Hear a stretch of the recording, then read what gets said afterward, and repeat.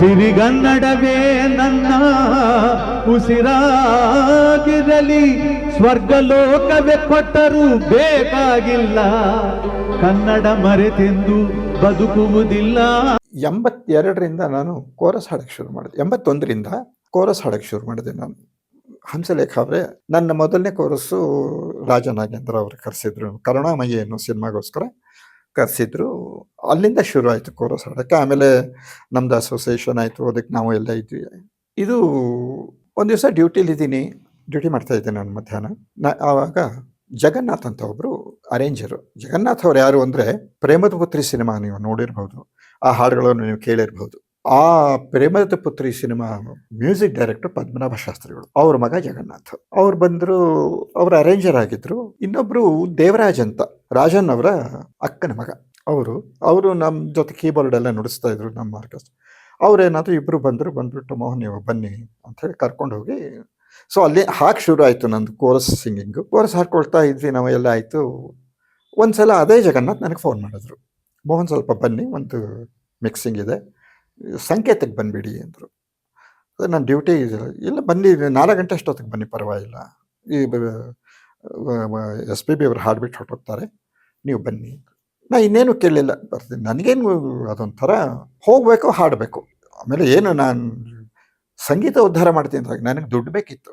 ನಾನು ಕೋರಸ್ ಹಾಡ್ತಾ ಇದ್ದೆ. ಅದಾಯಿತು, ಹೋದರೆ ಇವ್ರು ಕೂತಿದ್ದಾರೆ, PBS ಕೂತಿದ್ದಾರೆ. ಆಮೇಲೆ ನನಗೆ ಜಗನ್ನಾಥ್ ಮೊದಲೇ ಹೇಳಬಾರ್ದಾಗಿತ್ತು, PBS ಕೂತ್ಕೊಳ್ಳಿ, ಅವರೇನು ಹಾಡ್ತಾ ಇಲ್ಲ ಇವತ್ತು, ಈಸ್ ದ ಮ್ಯೂಸಿಕ್ ಡೈರೆಕ್ಟರ್, ಅವರೇ ಮ್ಯೂಸಿಕ್ ಮಾಡ್ತಾ ಇರೋದು ಅಂತ ಹೇಳಿದ್ರು. ಆಯಿತು ಅಂದ್ವಿ.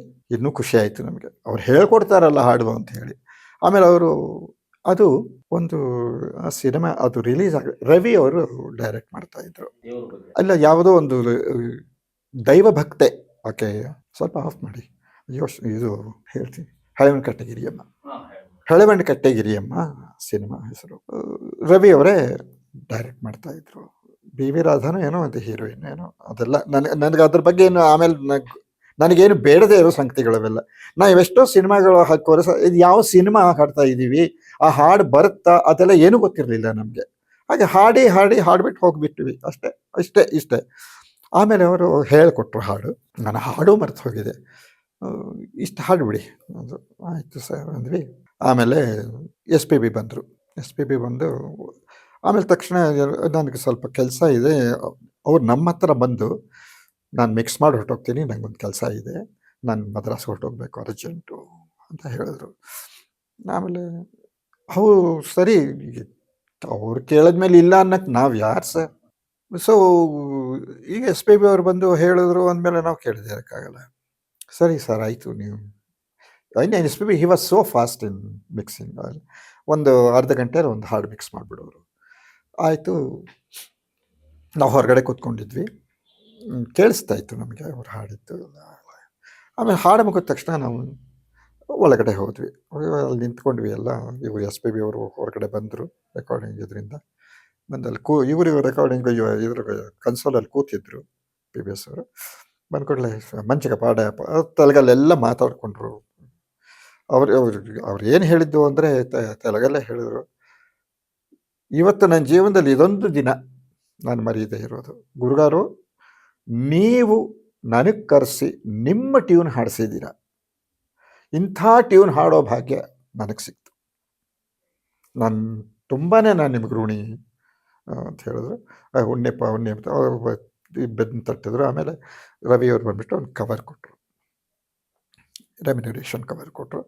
PB ಶ್ರೀನಿವಾಸ್ ಅವರು ಬಾಲು ತೀಸ್ಕೊಂಡು ಆಮೇಲೆ ಏನು ಮಾಡಿದ್ರು, ತೊಗೊಂಡ್ಬಿಟ್ಟು ಅದಷ್ಟೇ ಕವರಿಂಗ್ ಬೆರಳಲ್ಲಿ ಹಿಂಗೆ ತೊಗೊಂಡ್ರು ಕೈಯಲ್ಲಿ. ಆಮೇಲೆ ಗುರುಗಾರು ಅಂತ ಹೇಳಿ ಅವರು ಪಾದಕ್ಕೆ ಇಟ್ಬಿಟ್ಟು ದೀರ್ಘದಂಡ ನಮಸ್ಕಾರ ಮಾಡಿದ್ರು. ಮಾಡಿ, ನಿಮ್ಮ ಹಾಡು ಹಾಡೋದಕ್ಕೆ ನಾನು ದುಡ್ಡು ತಗೋಬೇಕಾ, ಅಥವಾ ಅಷ್ಟು ನಿಮ್ಮ ಹಾಡು, ನೀವು ಕೊಟ್ಟಿರೋ ಹಾಡು, ನಾನು ಹಾಡಿದ್ದು, ನೀವು ಕೊಟ್ಟಿರೋ ರೆಮ್ಯುನರೇಷನ್ ಸಂಬಂಧನೇ ಇಟ್ಕೋಬೇಡಿ. ನೀವು ನಾನು ಹಾಡಿದ್ದೀನಲ್ಲ, ಅದೇ ಒಂದು ದೊಡ್ಡ ರೆಮ್ಯುನರೇಷನ್ ನನಗೆ ಇವತ್ತು ಅಂತ ಹೇಳಿ. ಸರ್ ನಾನು ಮುಂದೆನೇ ಮದ್ರಾಸಿಗೆ ಫೋನ್ ಮಾಡಿದ್ರು, ಅವ್ರು ಮಿಕ್ಸಿಂಗಿಗೆ ಹೋಗಬೇಕಾಗಿತ್ತು ಮದ್ರಾಸ್ಗೆ. ಯೂಶಲಾಗಿ ಎಸ್ ಪಿ ಬಿ ಅವರು 11 ಗಂಟೆ ಮೇಲೆ ಮಿಕ್ಸ್ ಮಾಡ್ತಿದ್ರಂತೆ ಹಾಡುಗಳೆಲ್ಲ. ಕ್ಯಾನ್ಸಲ್ ಮಾಡಿಸ್ಬಿಟ್ರು. ಇವತ್ತು ನಾನು ಹೋಗೋದು ಇಲ್ಲ, ನಾನು ಇಲ್ಲೇ ಉಳ್ಕೋತೀನಿ, ನನ್ನ ಹೋಟ್ಲಿಗೆ ಹೋಗ್ತೀನಿ ಇರ್ತೀನಿ. ಈ ಹಾಡನ್ನು ನಾನು ಇವತ್ತು ರಾತ್ರಿ ಎಲ್ಲ ನನ್ನ ಇದರಲ್ಲಿ ಮಸ್ತಿಷ್ಕದಲ್ಲಿ ಇಟ್ಕೋತೀನಿ, ಇದನ್ನು ಮರೆಯೋಕೆ ಕೂಡ್ದು ಹಾಗೆ ನಾನು ಇಟ್ಕೋತೀನಿ, ಮರೆಯಲಾಗದ ಒಂದು ಹಾಡು ಹಾಡಿದ್ದೀನಿ ನಾನು ಅಂತ ಹೇಳಿ ನಮಸ್ಕಾರ. ಎಷ್ಟೋ ಬಲವಂತ ಮಾಡಿದ್ರು ಶ್ರೀನಿವಾಸ್ ಅವರು, ತಗೊಳ್ಳಿ ನೀವು, ಅದೆಲ್ಲ ಇರಲಿ, ನಂದು ನಿಂದು ಇದ್ದದ್ದೇ, ಎಷ್ಟೋ ಹಾಡುಗಳು ಹಾಡಿದ್ದೀವಿ ಒಟ್ಟಿಗೆ ನಾವು, ಬೇಡ ತಗೊಳ್ಳಿ. ವಧು ಗುರುಗಾರು ನಿಮ್ಮ ಡೈರೆಕ್ಷನಲ್ಲಿ ಹಾಡಿದ ಮೊದಲನೇ ಹಾಡು ನಾನು, ಇದು ನನ್ನ ಗುರುದಕ್ಷಿಣೆ ಅಂತ ಹೇಳ್ಕೊಟ್ಟು. ಆಮೇಲೆ ಅವ್ರು ಹೀಗೆ ಮಾತಾಡ್ತಿರುವಾಗಲೇ ಜಾನಕಿ ಅವರು ಬಂದರು ಕೂತ್ಕೊಂಡ್ರು. ಸೊ 3 ಜನ ಸುಮಾರು ಒಂದು 10 ನಿಮಿಷ ಮಾತಾಡಿದ್ರು. ಆಮೇಲೆ ಒಂದು ಒಂದು ಒಂದು ಮಿಕ್ಸಿಂಗ್ ಇದೆ, ಕೋರಸ್ ಮಿಕ್ಸ್ ಮಾಡಿಬಿಡ್ತೀವಿ, ಅದೇ ಹಾಡಿಸ್ಬಿಡ್ತೀವಿ, ಮಿಕ್ಸ್ ಆಮೇಲೆ ಮಾಡ್ಕೊಂಡು ಕೋರಸ್ ಹತ್ರ ಹಾಡಿಸ್ಬಿಡ್ತೀವಿ ಅಂದರು. ಆಮೇಲೆ ಅಸಿಸ್ಟೆಂಟು ಮೋಸ್ಟ್ಲಿ ಸ್ಯಾಕ್ಸ್ ರಾಜ ಇದ್ದರು ಅಂತ ಕಾಣುತ್ತೆ, ಅವರು ಬಂದರು ನಮಗೆ ಅಸಿಸ್ಟ್ ಮಾಡಿದ್ರು. ಸೊ ನಾವು ಅದೇನು ಕೋರಸ್ ಹಾಡಬೇಕಿತ್ತು ಅದು ಹಾಡಿಬಿಟ್ಟು ಆಮೇಲೆ ಅಷ್ಟರಲ್ಲಿ ಅವರು ಮಾತಾಡ್ತಾಯಿದ್ರು ಪಿ ವಿಶ್ವನಾಥ್. ಸೊ ಎಲ್ಲರೂ ನಾವೆಲ್ಲ ಜಾನಕಿಯವ್ರಿಗೂ ಮಾತಾಡಿಸಿದ್ವಿ. ಆಮೇಲೆ ಶ್ರೀನಿವಾಸ್ ಅವ್ರಿಗೆ ಹೇಳಿದ್ವಿ. ಜಗನ್ನಾಥ್ ಅವರು ಎಸ್ ಪಿ ಬಿ ಅಂತ ಮಹಾನ್ ಭಾವ, ಅವ್ರು ಬಿಡಿ, ಅವ್ರು ಕೋಟಿ ಅಂತರ ಸಂಪಾದಿಸಿರುವ, ನಮಗೂ ನಾವೆಲ್ಲ ಮನಸ್ಸು ಮಾಡಿಬಿಟ್ಟಿವಿ ಶಂಕರ್, ನಮಗೂ ಬೇಡ.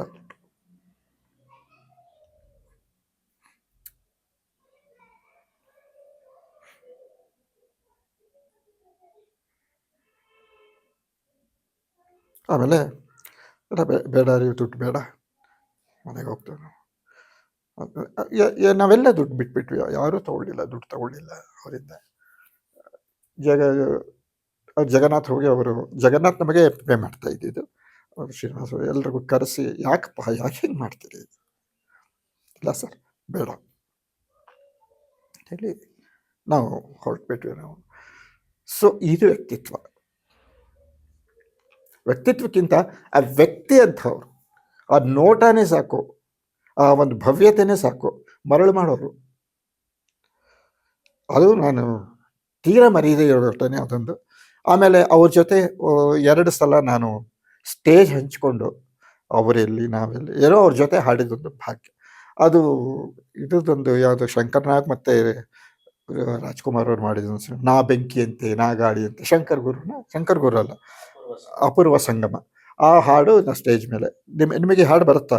ಸರ್ ಪೂರ್ತಿ ಬರುತ್ತೆ ನನಗೆ, ಬಟ್ ನಾನು ಬರೆದಿರೋದು ಬೇರೆ, ನೀವು ಬರೆದಿರೋದು ನೀವು ಇಟ್ಕೊಳ್ಳಿ ಸರ್, ನನ್ನ ಸ್ಕ್ರಿಪ್ಟ್ ಬೇರೆ ಇದೆ, ನಾನು ಇಟ್ಕೊಂಡು ಹಾಡ್ತೀನಿ. ನಾನು ರೆಗ್ಯುಲರಾಗಿ ಸ್ಕ್ರಿಪ್ಟ್ ಬರ್ಕೊಂಡಿದ್ದೀನಿ, ಇದೆಲ್ಲ ರಿಪೀಟ್ ಎಲ್ಲ ಬರುತ್ತೆ, ಹಾಡಿ ಸರ್ ನೀವು. ಆಮೇಲೆ ಶುರು ಮಾಡಿ, ಆಮೇಲೆ ಸ್ಕೇಲ್ ಕೊಟ್ಟರೆ ಏನು ಹಾಡಿದೆ ಅದ್ರ ಅರ್ಧ ಸ್ಕೇಲು. ಸರ್ ಶ್ರುತಿ ತುಂಬ ಕಡಿಮೆ, ನನಗೆ ಹಾಡೋಕ್ಕಾಗ್ತಿಲ್ಲಪ್ಪ, ಅದಕ್ಕೆ ಇಲ್ಲ ಹಾಡ್ತೀನಿ ನಿಮ್ಮ ಶ್ರುತಿಗೆ ಹಾಡ್ತೀನಿ ನಾನು ಅಂಥೇಳಿ ಆ ಶ್ರುತಿಲೇ ಹಾಡ್ತೀವಿ ನಾವು. ಹಾಡಿ ಅದೆಲ್ಲ ಒಂಥರ ಅಪೂರ್ವ ಸಂಗಮ. ಅದು ಆ ಹಾಡು ಹಾಡಿದ್ದು ನನಗೊಂದು ಅಪೂರ್ವ ಗಳಿಕೆ ಅಷ್ಟೇ. ಅವ್ರ ಮುಂದೆ ನಾನು ಆ ತಲಹರಟೆ ಮಾಡಬಾರ್ದಾಗಿತ್ತು, ಶ್ರುತಿ ಯಾಕೆ ಕಡಿಮೆ ಮಾಡಿಕೊಂಡು ಮಾತು ಆಡಿಬಿಟ್ಟೆ ನಾನು. ಆಮೇಲೆ ಅವ್ರ ವಯಸ್ಸೆಲ್ಲ ಯೋಚನೆ ಮಾಡಿದಾಗ ಆ ವಯಸ್ಸಲ್ಲಿ ನಾನು ನಡೆಯೋಕ್ಕಾಗತ್ತೆ, ಇರ್ತೀವ ನಾವು ಅನ್ನೋದು ಯೋಚನೆ ಬಂತು. ಸರಿ, ಏನೋ ನಮ್ಮ ಭಾಗ್ಯ. ಪಿ ಶ್ರೀನಿವಾಸ್ ಅವರು ಆಮೇಲೆ ಇಷ್ಟರ ಮಟ್ಟಿಗೆ ನಮ್ಮನ್ನು ಪ್ರೀತಿಸಿದ್ರು. ಇಲ್ಲಿ ಬಂದಾಗೆಲ್ಲ ಕೋರ್ಸ್ ಹಾಡಿದಾಗಲೂ ಅಷ್ಟೇ, ಕಾರ್ಯಕ್ರಮಗಳಲ್ಲೂ ಅಷ್ಟೇ, ಸಿಕ್ಕಿದಾಗೆಲ್ಲ ಅಷ್ಟೇ. ಅವರು ನನಗೊಂಥರ ಜ್ಞಾಪಕ ಇಟ್ಕೊಂಡ್ಬಿಟ್ರು. ಆಕಾಶವಾಣಿ ಅನ್ನೋರು, ಹೌದು ಆಕಾಶವಾಣಿ, ಈ ಆಕಾಶವಾಣಿ ಅನ್ನೋದು ಜ್ಞಾಪಕ ಅವ್ರು ಇಟ್ಕೊಂಡಿದ್ರು. ನನಗೆ ನೋಡಿದಾಗೆಲ್ಲ ಹೇಳೋರು. ಆಸೆ ಇತ್ತು, ಯಾಕಂದರೆ ನನ್ನ ಗೆಳೆಯ ಒಬ್ಬ ಮದ್ರಾಸಲ್ಲಿ ಸೆಟ್ಲ್ ಆಗ್ಯದ, ರೆಹಮಾನ್ ಅವ್ರಿಗೆ ಅಸಿಸ್ಟೆಂಟ್ ಆಗಿತ್ತು. ಭಾಳ ಕಾರ್ಯಕ್ರಮ ಅವನು ಹೇಳ್ತಿದ್ದ, ಶ್ರೀನಿವಾಸ್ ಅವ್ರದ್ದು ಬರ್ತಾರೆ ಕಣೋ, ಈಗ ಏನೂ ಇಲ್ಲ, ಕೂತಿರ್ತಾರೆ, ಒಂದು ಹಾಡಿಗೋಸ್ಕರ ಬೆಳಿಗ್ಗೆನೇ ಬರ್ತಾರೆ, ನೋಡಿದ್ದೀನಿ ನಾನು, ಕೂತಿರ್ತಾರೆ. ಆದರೆ ಅವ್ರಿಗೆ ಸಾಕಷ್ಟು ಅವಮಾನಗಳು ಆಯಿತು, ಕೇಳ್ಪಟ್ಟೆ. ಈ ಪ್ರೊಡ್ಯೂಸರ್ಗಳಿಗಿಂತ ಅವ್ರ ಚೇಲಾಗಳಿಂದ ಅವಮಾನ ಅಂದರೆ ಅವ್ರಿಗೆ ಡೈರೆಕ್ಟ್ ಆಗಲ್ಲ. ಇದೇ ಎಸ್ ಪಿ ಬಿ ಅವರು ಸಲ ನನಗೆ ಹೇಳಿದರು,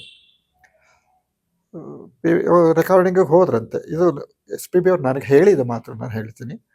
ರೆಕಾರ್ಡಿಂಗಿಗೆ ಹೋದರೆ ಅಲ್ಲಿ ಶ್ರೀನಿವಾಸ್ ಅವ್ರು ಕೂತಿದ್ರು.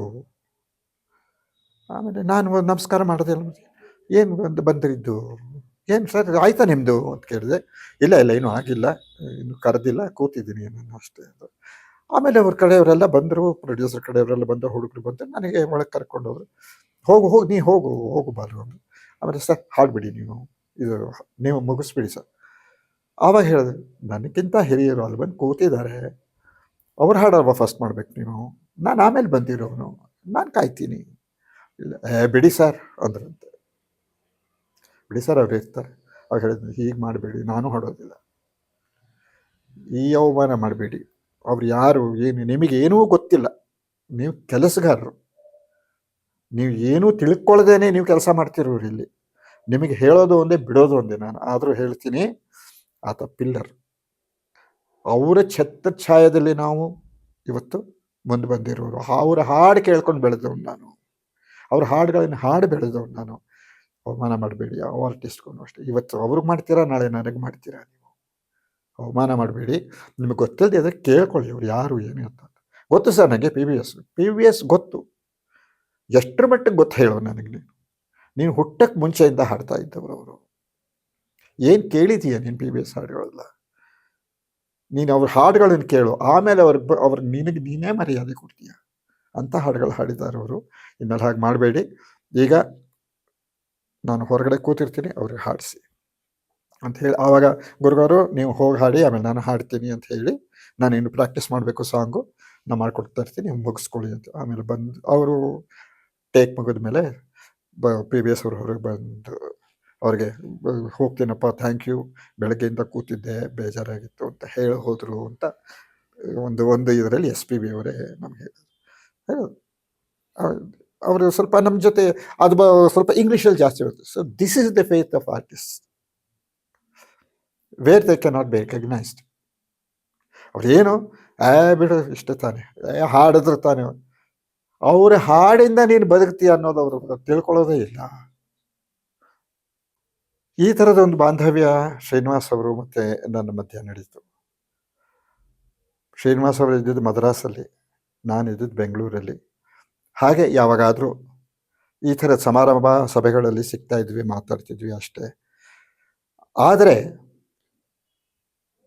ಪಿ ಬಿ ಶ್ರೀನಿವಾಸ್ ಅವರ ಒಂದು ಧ್ವನಿ ನನ್ನ ಜೀವನಕ್ಕೆ ಹೇಗೆ ಅಂಟ್ಕೋತು ಅನ್ನೋದು ಬಹಳ ಸ್ವಾರಸ್ಯಕರ. ಇದು ಹೇಳದೇ ಇದ್ದರೆ ತಪ್ಪಾಗುತ್ತೆ. ನಾನು ಎಲ್ಲ ಕಡೆ ಪಿ ಬಿ ಶ್ರೀನಿವಾಸ್ ಹಾಡುಗಳನ್ನೇ ಸ್ವಲ್ಪ ಜಾಸ್ತಿ ಹಾಡ್ತಾ ಇದ್ದೆ. ಅದು ಈ ಬೆಂಗಳೂರಲ್ಲಿ ಪ್ರೋಗ್ರಾಮ್ ಆದ್ರೂ ನಾನು ಹಾಡ್ತಿದ್ನಲ್ಲ, ಅಲ್ಲಿ ಈ ಜಯನಗರದ ಕಡೆ ಪ್ರೋಗ್ರಾಮ್ ಆಗ್ತಾ ಇದ್ದಾಗ ಏನಾಗ್ತಿತ್ತು, ನಾನು ಹಾಡ್ತಾ ಇದ್ದೆ, ಪ್ರೋಗ್ರಾಮ್ಗಳು ಚೆನ್ನಾಗಿ ಬರೋವೆಲ್ಲ ಆಯಿತು. ಇಬ್ಬರು ಬರೋರಲ್ಲಿ ಹುಡುಗಿಯರು ಅಂದರೆ ಅಫ್ಕೋರ್ಸ್ ಹೈಸ್ಕೂಲ್ ಕೊನೆ ಇದರಲ್ಲಿದ್ದರು ಅಂದ್ಕೊಂಡಿದ್ದೀವಿ. ಎಲ್ಲೇ ಪ್ರೋಗ್ರಾಮ್ ಆಗಲಿ ಬರೋರು.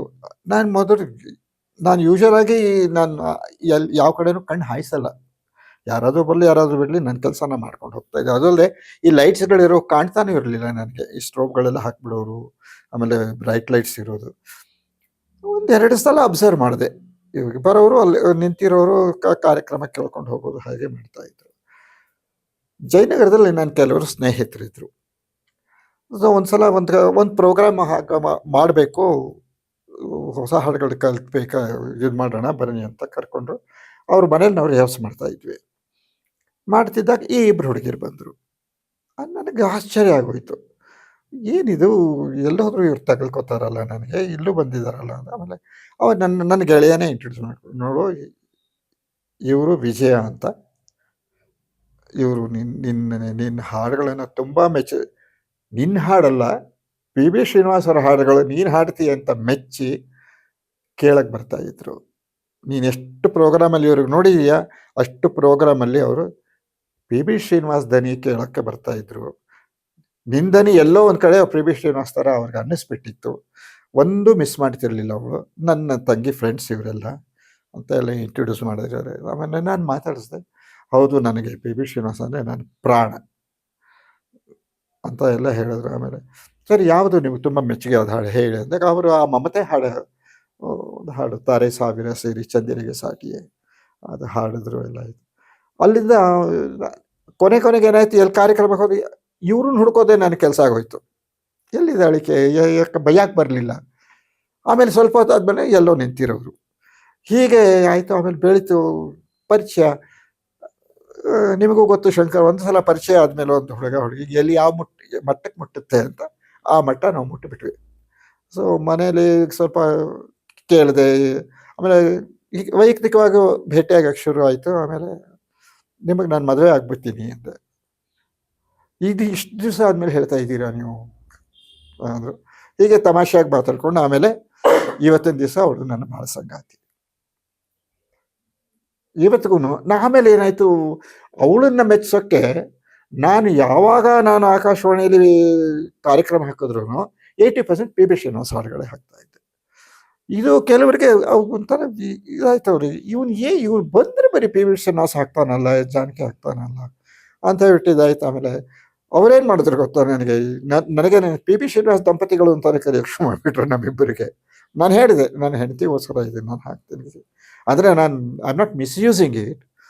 ನಾನು ಹಾಕೋ ಹಾಡುಗಳು ಪ್ರತಿಯೊಬ್ಬರು ಇನ್ನೂ 10 ಸಲ ಕೇಳಬೇಕನ್ನೋ ಹಾಡುಗಳನ್ನೇ ನಾನು ಹಾಕೋದು ಪಿ ಬಿ ಎಸ್ದು. ಆ ಥರ ಇದು ನನ್ನ ತುಂಬಾ ನನ್ನ ಹೆಂಡತಿ ಮೆಚ್ತಾಳೆ ಪಿ ಬಿ ಶ್ರೀನಿವಾಸ್ಗಂತ. ಎಲ್ಲೋ ಒಂದು ಕಡೆ ಇದನ್ನು ದುರುಪಯೋಗ ಅಂದರೆ ನಮ್ಮ ದೊಡ್ಡವ್ರು ಹೇಳಿ ಬೇಕಾದ್ರೆ ಬಿಟ್ಬಿಡ್ತೀನಿ. ನಾವು ಯಾರಿಗೂ ಹೇಳಲ್ಲ, ನೀನು ಯಾರಿಗೂ ಕೂಡ ಕಂಟಿನ್ಯೂ ಮಾಡು, ತುಂಬ ಚೆನ್ನಾಗಿರುತ್ತೆ, ನೀನು ನೀನು. ನಾನೇನು ದಿನ ಹಾಕ್ತಿರ್ಲಿಲ್ಲ. ನನ್ನ ಡ್ಯೂಟಿ ಇದ್ದಾಗ ವಾರಕ್ಕೆ 1 ದಿವಸವೋ ಅಥವಾ 15 ದಿವಸಕ್ಕೆ 1 ಸವೋ ನಾನು ಅದನ್ನು, ಯಾಕಂದರೆ ಬೇರೆ ಬೇರೆ ಹಾಡುಗಳು ನಾನು ಕೇಳಿಸ್ಬೇಕು. ಅದು ಏನಾಗುತ್ತೆ 2-3 ದಿವಸಕ್ಕೆ ಗೊತ್ತಾಗ್ಬಿಡುತ್ತೆ ನನ್ನ ಜೀವಾಳ ಏನು ಅಂತ ಹಿಡಿದು ಬಿಡ್ತಾರೆ ಅಂತ ಹೇಳಿ. ತುಂಬ ಅವರೇ ಹೇಳೋಳು, ನನ್ನ ಮಿಸ್ಸಸ್ಸೇ ಹೇಳ್ತಿದ್ರು, ಇವತ್ತು 1-4 ಹಾಡು ಹಾಕಿ ಕೇಳ್ಬೇಕು ಅನಿಸ್ತಿದೆ, ಯಾವುದಾವುದು ಹೇಳು ಅಂತ. ಆಕೆ ಇಷ್ಟಪಟ್ಟ ಹಾಡುಗಳನ್ನೇ ಹಾಕ್ತಾ ಇದ್ದೆ ನಾನು. ಸರಿ, ಮೆಚ್ಚಿನ ಗೀತೆಯಲ್ಲಿ ಯಾವುದೋ ನಮಗೆ ಇದು ಸಿಕ್ಬಿಡೋದು, ಇವ್ರ ಪರಂಪರೆ ಹೆಸರೆಲ್ಲ ಹೇಳ್ಬಿಟ್ಟು ಒಂದು ಹಾಡು ಹಾಕ್ಬಿಡೋದು ಪಿ ಬಿ ಶ್ರೀನಿವಾಸ್. ಈ ಥರ ಎಲ್ಲ ಎಲ್ಲೊಂದು ಕಡೆ ಮಿಸ್ಯೂಸ್ ಮಾಡಿಕೊಂಡೆ ನಾನು ಆಕಾಶವಾಣಿ. ಆದರೆ ಅದು ಮಿಸ್ಯೂಸ್ ಅನ್ನೋದಕ್ಕಿಂತ ನನ್ನ ಜೀವನ ಗಟ್ಟಿ ಮಾಡ್ತದೆ ಅಷ್ಟೇ. ಯಾರಿಗೂ ಅದು ತೊಂದರೆ ಕೊಡಲಿಲ್ಲ. ನನ್ನ ಒಂದು ಇದು ಬ್ರಾಡ್ಕಾಸ್ಟ್ ಮಾಡಿದ್ದು ಯಾರಿಗೂ ತೊಂದರೆ ಕೊಡಲಿಲ್ಲ. ಆ ಥರ ಆಗಿ ಎಲ್ಲ ಬೆಳೆಸ್ಕೊತು. ಮುಂದಿನ ವರ್ಷ ನಂದು ಅವಳದು ಗೋಲ್ಡನ್ ಜೂಬ್ಲಿ 50 ವರ್ಷ ಆಗುತ್ತೆ ನಾವು ಮದುವೆ ಆಗಿ. ಇವತ್ತಿಗೂ ಪಿ ಬಿ ಶ್ರೀನಿವಾಸ್ ಹಾಡುಗಳು ಇಬ್ಬರು ಕೂತ್ಕೊಂಡು ಕೇಳ್ತೀವಿ ನಾವು. ಈಗಂತೂ ನನ್ನ ಇದರಲ್ಲಿ ಮೊಬೈಲಲ್ಲಿ ಹಾಕೋತೀವಿ, ಇಬ್ಬರು ಕೂತ್ಕೊಂಡು ಆರಾಮಾಗಿ ರಾತ್ರಿ ಇವರೆಲ್ಲ ಅವ್ರ ಪಾಡ್ಗವರು ಅದು ಇದು ಕೇಳ್ತಾ ಇರ್ತಾರೆ. ನಾವು ಇಲ್ಲಿ ಅಡುಗೆ ಮನೇಲಿ ಕೇಳ್ತೀವಿ, ಅಥವಾ ಇಲ್ಲದವ್ರೆ ನಮ್ಮ ಕೋಣೆಯಲ್ಲಿ ನಾವು ಕೂತ್ಕೊಂಡು ಆರಾಮಾಗಿ ಕೇಳ್ತೀವಿ. ಇವತ್ತಿಗೂ ಅದು ನಡೆಯುತ್ತೆ. ಆಮೇಲೆ ಈಗೀಗ ಅಂತೂ ಮತ್ತೆ ಆ ಟ್ರೆಂಡ್ ಶುರು ಆಗಿದೆ, ಹಳೆ ಹಾಡು ಕೇಳೋ ಟ್ರೆಂಡು ಆಕಾಶವಾಣಿಯಲ್ಲಿ ತುಂಬ. ಅದು ಸದೈವ ಅಥವಾ ಅಂತಾನೆ ಹೇಳ್ಬೋದು ನಮ್ಮಂಥವ್ರಿಗೆ. ಇನ್ನೊಂದು ಹೇಳ್ತೀನಿ ಶಂಕರ್, ರೇಡಿಯೋಲಿ ಕೇಳೋ ಅಂಥ ಒಂದು ಖುಷಿ ನಿಮಗೆ ಇನ್ನು ಎಲ್ಲಿ ಕೇಳಿದ್ರು ಬರೋದಿಲ್ಲ. ಅದು ನಾನು ಬ್ರಾಡ್ಕಾಸ್ಟರ್ ಆಗಿ ನಾನು 35 ವರ್ಷ ಸರ್ವೀಸ್ ಮಾಡಿದವನು. ನನಗೆ ಆ ರೇಡಿಯೋಲಿ ಕೇಳೋದ್ರಲ್ಲಿ ಸಿಗೋ ಒಂದು ಆನಂದ, ನಾನು ಬ್ರಾಡ್ಕಾಸ್ಟ್ ಮಾಡ್ತಿದ್ದಾಗ ನಾನು ಅದು ಕೇಳೋಕ್ಕೆ ಆಗ್ತಿರ್ಲಿಲ್ಲ ನನಗೆ. ಯಾಕಂದರೆ ನಾನು ನೆಕ್ಸ್ಟ್ ಸಾಂಗ್ ಯಾವುದೋ ಅದು ಚೆಕ್ ಮಾಡಬೇಕಾಗಿತ್ತು, ನಾನು ವಾಣಿಜ್ಯ ಪ್ರಕಟಣೆಗಳಿರ್ತಿದ್ವು. ಇದರಲ್ಲಿ ಆ ಹಾಡು ಹೊರಟೋಗೋದು, ಅದು ಕೇಳ್ತಿದ್ದವಳು ನನ್ನ ಹೆಂಡತಿ ಅಥವಾ ನನ್ನ ಶ್ರೋತೃಗಳು, ನಾನು ಕೇಳೋಕ್ಕಾಗ್ತಿರ್ಲಿಲ್ಲ. ಈಗ ನಾನು ರಿಟೈರ್ ಆದಮೇಲೆ ಈಗ ಕೂತ್ಕೊಂಡು ಪಿ ವಿ ಶ್ರೀನಿವಾಸ್ ಹಾಡುಗಳು ಕೇಳೋದು ಅಂದರೆ ಒಂದು ಹಬ್ಬ ನಮಗೆ. ಅದರಲ್ಲಿ ಈಗ ನನ್ನ ಜೂನಿಯರ್ಸೇ ಇದ್ದಾರೆ. ಜೂನಿಯರ್ಸ್ ಅಂದರೆ ಅವ್ರು ನನಗಿಂತ ಬುದ್ಧಿವಂತರು, ನನಗಿಂತ ತಿಳುವಳಿಕಸ್ತರು. ವಯಸ್ಸಿನಲ್ಲಿ ಅವ್ರು ನನಗೆ ಜೂನಿಯರ್ಸು, ಕೆಲಸದಲ್ಲೂ ಜೂನಿಯರ್ ಆಗಿ ಬಂದು ಸೇರಿಕೊಂಡು ಒಂದಿಷ್ಟು ಅವರು ಅಷ್ಟೇ ಹೇಳ್ತಾರೆ, ಸರ್ ಪಿ ಬಿ ಶ್ರೀನಿವಾಸ್ ಹಾಡುಗಳು ನಾವು ಸೆಲೆಕ್ಟ್ ಮಾಡಿ ಹಾಕೋವಾಗ ನಿಮ್ಮನ್ನು ಜ್ಞಾಪಿಸ್ಕೊಂಡೇ ನಾವು ಸೆಲೆಕ್ಟ್ ಮಾಡ್ತೀವಿ. ಆ ಥರದ್ದು ಒಂದು ಛಾಪು ಶ್ರೀನಿವಾಸ್ ನನ್ನ ಜೀವನದಲ್ಲಿ ಉಳಿಸ್ಬಿಟ್ರು. ಹಾಗಾಗಿ ಇವತ್ತಿನ ಈ ದಿವಸ ನಾನು ನಿಮ್ಮ ಜೊತೆ ಹೇಳ್ತಾ ಇದ್ದೀನಿ ಶ್ರೀನಿವಾಸ್ ಅವ್ರ ಬಗ್ಗೆ 2 ಮಾತು. ಇದು ಏನು ಅಂದರೆ, ಮದ್ರಾಸಲ್ಲಿ ಬೀಚ್ಗೆ ಹೋಗ್ಬಿಟ್ಟು ಒಂದು ಬಾಕ್ಸ್ ನೀರು ತೊಗೊಂಡು ಹಾಗೆ ಅಷ್ಟೇ ವಿನಃ. ಯಾಕಂದರೆ ನನಗಿಂತ 10,000 ಬೇರೆ ಕಾಲ ವೆದರ್ ಗೊತ್ತಿದೆ. ನಾನು ಅವ್ರ ಜೊತೆ ಇದ್ದಿದ್ದು ಅನುಭವಿಸಿದ್ದು ನಾನು ನಿಮ್ಮ ಜೊತೆ ಹೇಳ್ತಾ ಇದ್ದೀನಿ.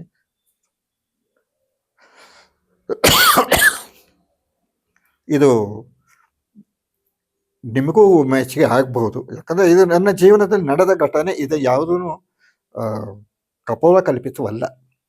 ಅದು ಏನು ನಡೆದಿದೆಯೋ, ಅವ್ರು ಹೆಂಗೆ ನನಗೆ ಸ್ನೇಹಿತರಾದರು, ಅದು ಹೆಂಗೆ ನಮ್ಮ ಪರಿಚಯ ಒಂದು ಸ್ನೇಹದ ಮಟ್ಟಿಗೆ ಬಂತು ಅನ್ನೋದು ನಾನು ಹೇಳಿದ್ದೀನಿ ಅಷ್ಟೇ. ಇನ್ನು ನನ್ನ ಬತ್ತಳಕಲ್ಲಿ ಯಾವ ಬಾಣ ಉಳಿದಿಲ್ಲ. ಮುಗೀತು. ನಮಸ್ಕಾರ. ಸತ್ಯವಿದು ಕನ್ನಡ ನಾಡಲಿ ಹುಟ್ಟಲು ಪುಣ್ಯವು ಬೇಕು, ದೇವರ ದಯೆಯಿಂದಲಿ ಈ ಭಾಗ್ಯವು ದೊರೆತರೆ ಸಾಕು. ಹೈ